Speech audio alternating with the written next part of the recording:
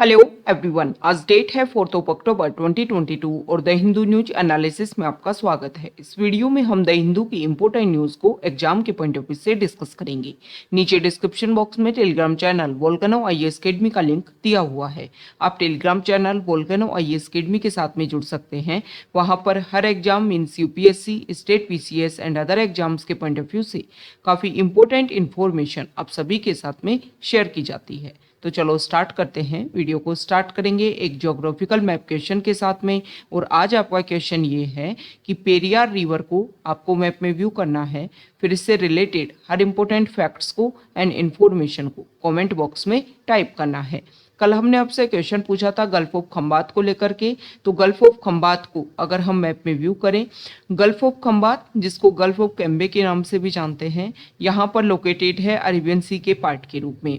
यहाँ पर अगर हम बात करें तो यहाँ पर गुजरात का ये वाला पार्ट, इसके अलावा यहाँ पर मुंबई और दिव्यू आइलैंड जो है वो अपनी बॉर्डर शेयर करते हैं गल्फ ऑफ खंबात के साथ में। आप सभी को पता है हमारे इंडिया में कुछ रिवर जो हैं वो वेस्ट फ्लोइंग रिवर हैं, जिनके नेम है Sabarmati river, Mahi river, Narmada and Tapti river. ये जो है वो यहाँ पर गल्फ ऑफ खंबात में अपने आप को मर्ज करती है। यहाँ पर हमने बात की माही रिवर की, तो आप सभी को पता है हमारे इंडिया के 8 स्टेट से ट्रॉपिक ऑफ कैंसर जो है वो पास होती है। तो उस ट्रॉपिक ऑफ कैंसर को माही रिवर जो है वो 2 बार कट करती है और उल्टे यू आकार में अपने आप को फ्लो करती है। यहाँ से एमपी से ओरिजिन होता है माही रिवर का, फिर राजस्थान के सदर्न पार्ट में एंटर करके वापस से गुजरात में एंट्री करके गल्फ ऑफ खंबात में अपने आप को मर्ज करती है। तो ये गल्फ ऑफ खंबात से रिलेटेड बेसिक फैक्ट्स जो हमारे लिए इंपॉर्टेंट है। द हिंदू को डिस्कस करने से पहले हम मेंटोरशिप प्रोग्राम के बारे में देख लेते हैं।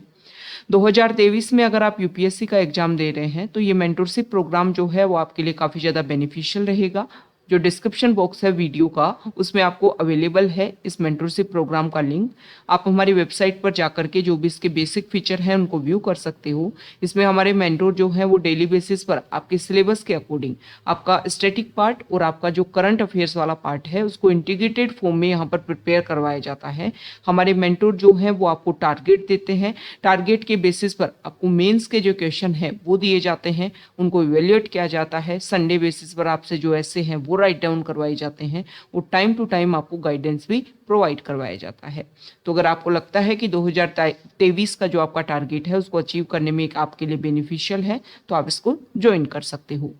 द हिंदू को अगर हम डिस्कस करें तो फर्स्ट इंपॉर्टेंट न्यूज है द हिंदू के फ्रंट पेज पर और न्यूज रिलेटेड है नोबेल प्राइज को लेकर के।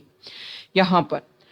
देखो स्वीडिश साइंटिस्ट हैं, उनको मेडिसिनल की लाइन में नोबेल प्राइज दिया गया है और उन्होंने ह्यूमन इवोल्यूशन को लेकर के काम किया। मतलब उन्होंने ये बताया कि ह्यूमन इवोल्यूशन किस तरीके से देखने को मिला, जिससे कि जो हमारा इम्यून सिस्टम है वो काफ़ी ज़्यादा यूनिक है अगर हम अदर से इसका कंपैरिजन करें। दूसरा उन्होंने यहाँ पर ये भी कंपैरिजन किया, ये भी एक तरीके से रिसर्च करके इस तरीके की टेक्नोलॉजी या इस तरीके की न्यू टेक्निक्स को डेवलप करने का काम किया कि जो हमारे अर्लियर जो ह्यूमन थे जैसे कि नियंडरथल एंड डेनिसोवान्स, इन सब के जीनोम का कंपैरिजन किया जाए प्रेजेंट टाइम के ह्यूमन से और एक तरीके से प्रोसीजर को पता लगाने की कोशिश की जाए कि ह्यूमन एवोल्यूशन जो है वो किस तरीके से देखने को मिले।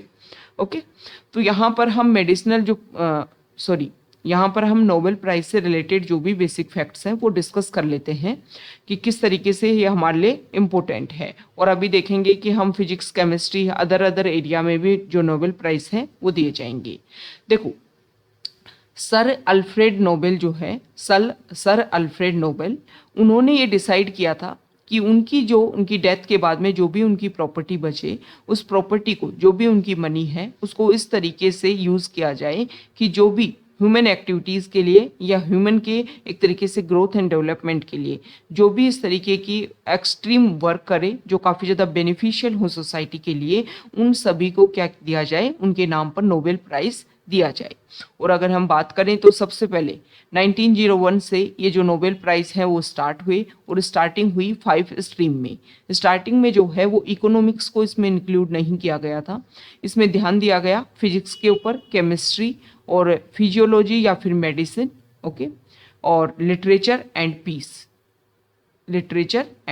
पीस। इन 5 स्ट्रीम में, इन 5 एरियाज में जो है वो नोबेल प्राइज़ दिया जाना स्टार्ट किया जाने लगा 1901 1 से। उसके बाद में 1968 में, मतलब इनकी जो बिल थी उसमें इकोनॉमिक्स के बारे में नहीं लिखा हुआ था। उसके बाद में 1968 में स्वीडिश सेंट्रल बैंक ने ये स्टार्ट किया था, इकोनॉमिक्स क्राइटेरिया में भी, इकोनॉमिक्स पॉइंट के बेसिस पर भी नोबेल प्राइज दिया जाना चाहिए। तो यहाँ पर आपको लग रहा होगा कि देखो लिटरेचर जो है उसको कैसे इंक्लूड किया गया। तो सर अल्फ्रेड नोबेल जो है उनको पोइट्री में काफ़ी ज़्यादा इंटरेस्ट था, इसीलिए जो लिटरेचर है उस स्ट्रीम को भी इसमें शामिल किया गया है।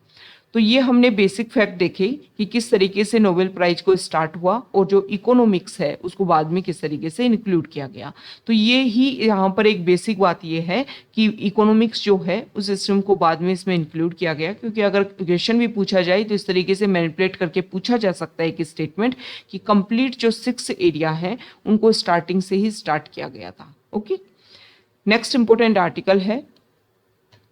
देखो हमारी जो सेंट्रल गवर्नमेंट है, इंफॉर्मेशन एंड ब्रॉडकास्टिंग मिनिस्ट्री जो है, उन्होंने ये क्लियर किया है, अपनी एक नोटिफिकेशन जो है वो अपनी एडवाइजरी जो है वो रिलीज़ की है कि जो भी हमारी न्यूज़ वेबसाइट्स हैं, जो भी हमारे OTT प्लेटफॉर्म्स हैं एंड प्राइवेट TV चैनल्स जो हैं, वो क्या करेंगे कि जो भी ऑनलाइन बेटिंग प्लेटफॉर्म के जो भी एडवर्टाइजमेंट चलते हैं या फिर कोई सरोगेट प्रोडक्ट जो हैं वो एक दूसरे को फॉलो करते हुए या अपने लेवल पर एक तरीके से डुप्लीकेट तरीके से इम्प्लीमेंट करने के इस तरीके के प्रोडक्ट को बेचने की कोशिश करते हैं, तो उन सारी चीज़ों को रेगुलेट करने की कोशिश की जाएगी और ये सारे जो प्लेटफॉर्म है वो उनको क्या करेंगे, रोकेंगे, मतलब अब रिस्ट्रिक्शन लगाएंगे कि उनके प्लेटफॉर्म पर इस तरीके के ऐड जो हैं वो ना चले। गवर्नमेंट ने ये भी बोला है कि अगर इन रूल्स एंड रेगुलेशन को फॉलो नहीं किया गया तो आपके ऊपर स्ट्रिक्ट एक्शन जो है, वायलेशन के चार्ज लगा के जो स्ट्रिक्ट एक्शन जो है वो इम्प्लीमेंट किए जाएंगे। इससे पहले भी हमारी जो गवर्नमेंट है उन्होंने जून में इसी तरीके की कुछ एडवाइजरी रिलीज की थी। Some online offshore betting platforms had started using news websites as surrogate product to advertise on TV channels. It pointed out that betting and gambling were illegal in most parts of India. हमारे India के maximum part में betting और gambling जो है वो illegal है, इसलिए इस तरीके के जो एडवर्टाइजमेंट हैं वो नहीं चलने चाहिए और उनके ऊपर रेस्ट्रिक्शन जो है वो होना चाहिए। ओके, तो ये हमारी जो गवर्नमेंट है वो टाइम टू टाइम इस तरीके की एडवाइजरी रिलीज करती है ताकि जो भी इशू है उनको सॉल्व किया जा सके। नेक्स्ट इंपॉर्टेंट आर्टिकल है, देखो तो यहाँ पर जो हमारी गवर्नमेंट है, सेंट्रल गवर्नमेंट है, उन्होंने एक इम्पोर्टेंट बात बोली है कि देखो अभी नागा पीस प्रोसेस जो है उसको लेकर के डिस्कशन चल रहा है। अगर उसमें कुछ रिजल्ट निकल करके आता है तो जो 4 स्टेट में जो अप्सा एक्ट को अभी लगाया हुआ है उसको गवर्नमेंट जो है वो हटा देगी वो यहाँ से। ओके, तो नागा पीस एक्ट आप सभी को पता है कि इंसर्जेंसी ग्रुप है हमारे नॉर्थ ईस्ट वाले पार्ट में, जहाँ पर स्पेसिफिक वो फोकस करते हैं कि नागालैंड एक अलग से कंट्री बने और जिसमें जो है वो भी नागा ट्राइब का जो भी एरिया है वो इसमें इंक्लूड किया जाए। ओके, तो ये सारे इशू को सॉल्व करने के लिए जो डिस्कशन है वो चल रहा है और अगर ऐसा होता है तो अप्सा एक्ट को यहाँ पर हटा दिया जाएगा। इस आर्टिकल में कुछ बेसिक बातें भी बताई हुई हैं कि कुछ स्टेट्स में जब अप्सा एक्ट को हटाया गया तो उसके बाद में ये देखा गया कि जो भी इस तरीके के मिलिटेंट्स पर्सन थे जो इन्वॉल्व थे इन तरीके के ग्रुप्स में, उन्होंने अपने आप को छोड़ करके एक तरीके से मेन स्ट्रीम सोसाइटी में पार्टिसिपेट करने में इम्पोर्टेंट रोल प्ले किया है। मतलब एक तरीके से दहशत का मार्ग छोड़ करके अपना जो एक नॉर्मल सादा जीवन जो है वो जीना उन्होंने स्टार्ट कर दिया। यहाँ पर यह भी बताया गया है, जैसे कि मणिपुर को लेकर के बताया गया है कि 78 मिलिटेंट्स ने मेन स्ट्रीम को ज्वाइन किया। दूसरा यहाँ पर अदर स्टेट के भी कुछ डाटा रखे हुए हैं, जैसे कि अगर हम देखें तो 2020 और 21 में ओके, तो असम से जब 60% तक अप्सा को क्या कर दिया गया, एक तरीके से रिवोक कर दिया गया, तो 2020 और 21 में जो है वो यहाँ पर रिजल्ट देखने को मिला कि काफ़ी ज़्यादा डिक्रीज हुआ था। इसी के बेसिस पर ये सारी चीज़ें जो हैं वो रिवोक की गई हैं। ओके, 2020 और 21 में जो अरेस्टेड मिलिटेंट्स हैं वो 146 एंड 216 ओके, और जो वेपन है वो भी इतनी संख्या में सरेंडर किए गए हैं। तो इसके बेसिस पर ये लगता है कि अगर अप्सा एक्ट को हटाया गया तो ये इस तरीके के जो इशू हैं वो बहुत जल्दी सॉल्व हो जाएंगी। तो यहाँ पर अप्सा एक्ट से रिलेटेड अगर हम कुछ बेसिक फैक्ट्स को डिस्कस करें तो सबसे पहले आप देखिए कि देखो सिंपल तरीके से सबसे पहले तो आप ये समझिए कि ये अप्सा एक्ट होता क्या है। अप्सा एक्ट को अगर हम सिंपल लैंग्वेज में समझे तो आर्म्ड फोर्सेज को पावर देना ताकि वो जो भी डिस्टर्ब्ड एरियाज हैं वहां पर पब्लिक ऑर्डर को मेंटेन कर सके। अब ये डिस्टर्ब्ड एरियाज क्या हैं, तो अप्सा एक्ट का जो सेक्शन 3 है उस सेक्शन 3 के अंडर जो है वो किसी भी एरिया को डिस्टर्ब्ड एरिया डिक्लेयर किया जाता है। ओके, और ये किसके पास पावर है, तो सेंट्रल गवर्नमेंट डिक्लेयर कर सकती है, स्टेट के जो गवर्नर है वो डिक्लेयर कर सकते हैं, या फिर जो एडमिनिस्ट्रेटर हैं यूटी के वो डिक्लेयर कर सकते हैं। इसमें इंपॉर्टेंट बात ये ध्यान में रखनी है कि पूरे स्टेट को भी डिक्लेयर किया जा सकता है डिस्टर्ब्ड एरिया के रूप में, और किसी स्टेट के स्मॉल पार्ट को भी डिक्लेयर किया जा सकता है डिस्टर्ब्ड एरिया के रूप में। अब इसको लेकर के क्या क्या रिकमेंडेशन दी गई है जो हमारा अप्सा एक्ट है उसको लेकर के, तो देखो 2004 में सेंट्रल गवर्नमेंट के द्वारा एक कमेटी बनाई गई थी, जस्टिस बीपी जीवन रेड्डी कमेटी। तो बीपी जीवन रेड्डी कमेटी ने 2005 में अपनी रिकमेंडेशन दी, और रिकमेंडेशन में ये बोला कि जो भी अप्सा एक्ट है उसको खत्म किया जाना चाहिए, और इसको आप चैलेंज कर सकते हो, एक तरीके से रिप्लेस कर सकते हो यूएपीए एक्ट के बेसिस पर। Unlawful activities for prevention act जो है इसके थ्रू जो है वो रिप्लेस किया जा सकता है, और नॉर्थ ईस्ट में जो भी इशू है उनको सॉल्व किया जा सकता है। दूसरी अगर हम यहाँ की रिकमेंडेशन की बात करें तो 5th रिपोर्ट आई थी सेकंड एआरसी की, जो एडमिनिस्ट्रेटिव रिफॉर्म कमीशन की जो 5th रिपोर्ट आई उसमें भी अप्सा एक्ट को रिपील करने की बात रखी गई। उसके अलावा अगर हम बात करें तो 1997 में सुप्रीम कोर्ट ने भी अपना एक डिसीजन दिया, Naga people's movement for human rights versus union of India, Naga people's versus union of India. इस केस में उन्होंने अपना एक वर्डिक्ट दिया, और सुप्रीम कोर्ट की जो गाइडलाइंस हैं वो एक तरीके से जो अप्सा एक्ट है उसका रिप्लेसमेंट करके और इन इशू को कैसे सॉल्व किया जा सकता है उन सब के बारे में जो सुप्रीम कोर्ट है उन्होंने अपनी इम्पोर्टेंट बात रखी थी। ओके, तो ये रिकमेंडेशन दी गई है जिसमें टाइम टू टाइम बोला गया है कि जो अप्सा एक्ट है उसको एक लिमिटेड और रेस्ट्रिक्टेड फॉर्म में अप्लाई किया जा सकता है, नहीं तो उसको रिप्लेस किया जा सकता है यूएपीए एक्ट के बेसिस पर, ताकि जो भी इशू है उनको सॉल्व किया जा सके। नेक्स्ट इंपॉर्टेंट आर्टिकल है, देखो यहाँ पर जो फर्स्ट आर्टिकल है इसमें बताया गया है कि इलेक्शन कमीशन ने 6 स्टेट्स में जो बाईपोल इलेक्शन है असेंबली की 7 असेंबली बाईपोल जो है उसको लेकर के अपने जो टाइम पीरियड है जो भी प्रोसीजर है उसको डिक्लेयर कर दिया है। तो आपको पता होना चाहिए कि हमारा जो इलेक्शन है वो कॉन्स्टिट्यूशनल बॉडी है, और एक तरीके से स्टार्टिंग में सिंगल मेंबर बॉडी था, लेकिन जब हमारी जो एज जो है उसको 21 ईयर से 18 ईयर्स की गई वोटिंग एज को, तो उसके बाद में वर्क जो है उसका लोड काफ़ी ज़्यादा इंक्रीज हो गया, तो इसको मल्टी मेंबर बॉडी के रूप में चेंज किया गया। ओके, तो इलेक्शन कमीशन जो है वो आप सभी को पता होगा कि स्टेट असेंबली इलेक्शन, इसके अलावा अगर हम बात करें तो हमारे पार्लियामेंट के इलेक्शन और प्रेसिडेंट और वाइस प्रेसिडेंट की जो पोस्ट है इनके लिए इलेक्शन जो है वो इलेक्शन कमीशन करवाता है। जो हमारी रीजनल बॉडीज़ हैं जैसे कि जो हमारी पंचायत हैं या फिर म्यूनिसिपैलिटीज़ हैं, स्टेट में लोकल लेवल की जो बॉडीज़ होती हैं उनके इलेक्शन की अगर हम बात करें तो स्टेट इलेक्शन कमीशन जो है वो उनको कंडक्ट करवाता है, और दोनों सेपरेट बॉडी हैं। आपको बिल्कुल ये ध्यान में नहीं रखना है कि इलेक्शन कमीशन अच्छा उसी का स्टेट लेवल पर कोई वर्जन होगा जिसको स्टेट इलेक्शन कमीशन के नाम से जानते हैं, नहीं, वो अलग बॉडी है, इलेक्शन कमीशन अलग बॉडी है। ओके, तो ये आपको ध्यान में रखना है।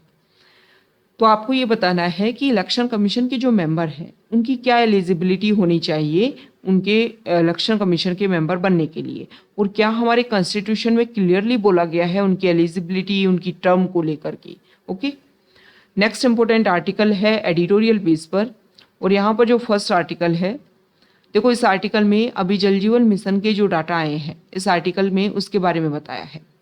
कि हमारी जो गवर्नमेंट है अभी प्रेजेंट टाइम में सेंट्रल गवर्नमेंट, उन्होंने डिसीजन लिया था कि 2024 तक जो प्रत्येक रूरल हाउस होल्ड है उसको पाइप्ड वाटर जो है वो प्रोवाइड करवाया जाएगा, और जल जीवन मिशन के बेसिस पर जो department of drinking water and sanitation के अंडर एक तरीके से इसको करने की कोशिश की जा रही है, जिसमें 10.2 करोड़ रूरल हाउस होल्ड जो है उनमें अगर हम देखें तो 53% जो एलिजिबल पॉपुलेशन है जिसको टैप वाटर एक्सेस जो है वो दिया जा चुका है, और गवर्नमेंट जो है वो रेगुलर इसको लेकर के अलग अलग क्लेम करती है कि 37% पॉइंट जो है वो 2019 से राइज देखने को मिला है पाइप्ड वाटर कनेक्शन में, जब से स्कीम को लॉन्च किया है उसके बाद में अगर डाटा को हम आपस में कंपैरिजन करें तो यहाँ पर बताया गया है कि देखो इस मिशन में क्या डिसाइड किया गया था कि 55 लीटर पर पर्सन पर डे जो है वो वाटर की अवेलेबिलिटी करवाई जाएगी। अब देखो इस ये जो रिपोर्ट आई है ना, इस रिपोर्ट में गवर्नमेंट क्या करती है, टाइम टू टाइम जो भी हमारी स्कीम है उन सभी का सर्वे कंडक्ट करवाती है कि रूरल एरियाज में या फिर अगर हम देखें तो ग्राउंड लेवल पर कितना इम्प्लीमेंटेशन देखने को मिला है। तो इस रिपोर्ट में कुछ इशू हैं। इशू की अगर हम बात करें तो सबसे पहले तो यहाँ पर बताया गया है, देखो कुछ रिपोर्ट में पहले जो डाटा है वो काफ़ी कम लेवल पर थे, लेकिन अभी जो है वो कुछ इंक्रीज यहाँ पर शो करने की कोशिश की गई है। तो उनको लेकर के बोला गया है कि अदर एरियाज में अगर हम देखें तो ग्राउंड लेवल पर जो है वो काफ़ी डिफरेंस देखने को मिलता है। दूसरा यहाँ पर बात की गई है कि कुछ स्टेट्स ऐसे हैं जहाँ पर काफ़ी अच्छे तरीके से इम्प्लीमेंट किया जा रहा है और कुछ स्टेट्स ऐसे हैं जहाँ पर ऐसा कनेक्शन नहीं देखने को नहीं मिल रहा है। तो ये जो डिफरेंस है वो एक तरीके से प्रॉब्लम क्रिएट करता है। इसके अलावा अगर हम बात करें तो इस आर्टिकल में ये भी बताया गया है कि क्लोरीन का जो मर्जेंस होता है इस तरीके के वाटर में उसका काफ़ी ज़्यादा हाई लेवल देखने को मिल रहा है। तो क्लोरीन के ऊपर एक तरीके से फोकस किया जाए और स्पेसिफिक कोविड पेंडेमिक जैसे इशू आए उसके बाद में और जैसे डिजीज जो है वो इस तरीके से आउटब्रेक अपना क्रिएट करे, उससे पहले ही इसके ऊपर फोकस करने की ज़रूरत है। तो ये जो भी इशू हैं उन सभी को सॉल्व करने की ज़रूरत है, उनको टारगेट करते हुए उन सभी को रेगुलेट करने की ज़रूरत है। नेक्स्ट इम्पोर्टेंट आर्टिकल है, देखो इस आर्टिकल में जो भी एमटीपी एक्ट में जो चेंज देखने को मिला कि जुडिशरी ने जो अपना इम्पोर्टेंट रोल यहाँ पर प्ले किया उसके बारे में यहाँ पर बताया हुआ है। तो इस आर्टिकल में एक इम्पोर्टेंट बात रखी है। इस आर्टिकल में सबसे पहले तो वही बात प्रोसीजर बताया है कि एमटीपी एक्ट में किस तरीके से एक विमेन ने जो है वो यहाँ पर अपना जो भी केस है उसको दिल्ली हाई कोर्ट में चैलेंज किया। दिल्ली हाई कोर्ट ने वहाँ पर सिर्फ जो भी रूल में लिखा हुआ है उसके बेसिस पर ही सारी बात बोली। रूल में लिखा हुआ है कि जो जेस्टेशन पीरियड अगर 20 वीक्स का है और उस टाइम जो है वो अगर अनमेरिड वीमेन में भी प्रेगनेंसी देखने को मिलती है कॉन्ट्रासेप्टिव पिल की फेलियर की वजह से, कॉन्ट्रासेप्टिव प्रोटेक्शन की फेलियर की वजह से, तो उनको क्या मिलेगा, वो अपनी जो भी प्रेगनेंसी है उसको टर्मिनेट करवा सकती हैं। लेकिन 20 to 24 वीक जो है उसमें अलाउ नहीं किया गया है अनमेरिड वीमेन को। तो वहाँ पर कुछ क्राइटेरिया रखे गए हैं। तो इस आर्टिकल में जो राइटर हैं उन्होंने पहले तो इस इशू के बारे में बताया है, हम पहले भी डिस्कस कर चुके हैं। ओके, तो जो भी इशू है एमटीपी एक्ट का, उसके बाद में उन्होंने जुडिशरी का ये जो रिजल्ट रहा उसको प्रोग्रेसिव स्टेटमेंट जो है वो दिया है कि काफ़ी प्रोग्रेसिव लेवल पर जुडिशरी ने अपना रोल यहाँ पर प्ले किया है। देखो सबसे पहले तो अगर हम बात करें तो सुप्रीम कोर्ट ने कोर्ट से भी परे जा करके जो वर्ड्स के बीच में जो वर्ड्स हैं जो लिखे हुए नहीं है लेकिन उनका जो मीनिंग है वो यहाँ पर समझाने की कोशिश की है सुप्रीम कोर्ट ने जो डिस्क्रिमिनेशन है विमेन के बेसिस पर या फिर जो सोसाइटी में जो डिस्क्रिमिनेशन है उसको पाटने की कोशिश की है। उसके लिए बोला है कि क्लियरली जो है वो सभी इक्वल हैं और सभी को सेम राइट है।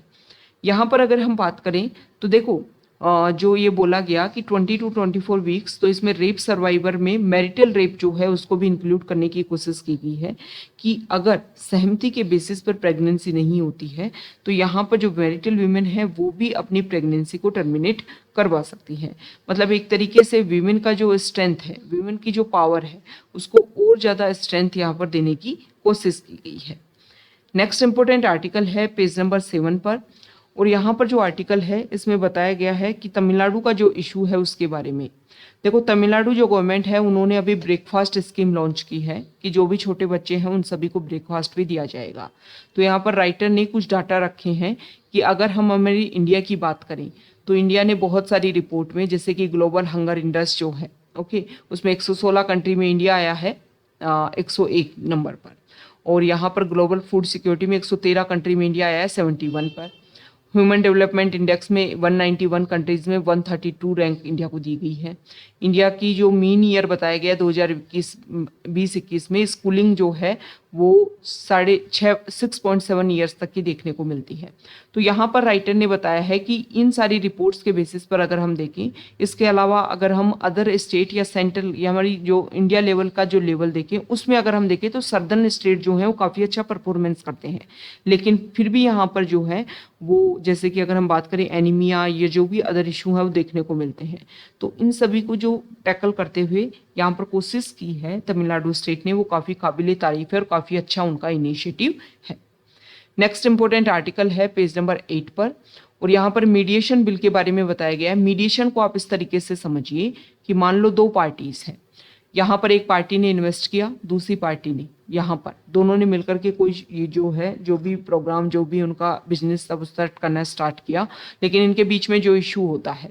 तो इसको सॉल्व करने के लिए कोर्ट में जाने से पहले यहाँ पर मीडिएशन बिल के थ्रू जो है, या पहले भी इस तरीके का प्रोसीजर था कि एक कमेटी बनाई जाए, उस कमेटी में उनका जो बिजनेस है उनको लेकर के स्पेसिफिक पर्सन हो और वो यहाँ पर एक तरीके से मीडिएशन रोल प्ले करने की कोशिश करे कि कोर्ट में मत जाओ, यहीं पर आपका सॉल्व करवाया जाता है। तो इसको लेकर के एक जो है वो नया बिल लाया गया है, मीडिएशन बिल। अब इस बिल में कुछ इशू है। पहला तो इसमें ये बोला गया है, कंपलसरी किया गया है कि कोर्ट में जाने से पहले आपको क्या करना है, जो मीडिएशन कमेटी है उसी के थ्रू जो है आपको सोल्व करवाने की कोशिश करनी है। तो इस आर्टिकल में बताया गया है कि आर्टिकल 21 के बेसिस पर एक्सेस टू जस्टिस जो है वो फंडामेंटल राइट है और उसके बेसिस पर आप उनको रिस्ट्रिक्ट नहीं कर सकते हो। ओके,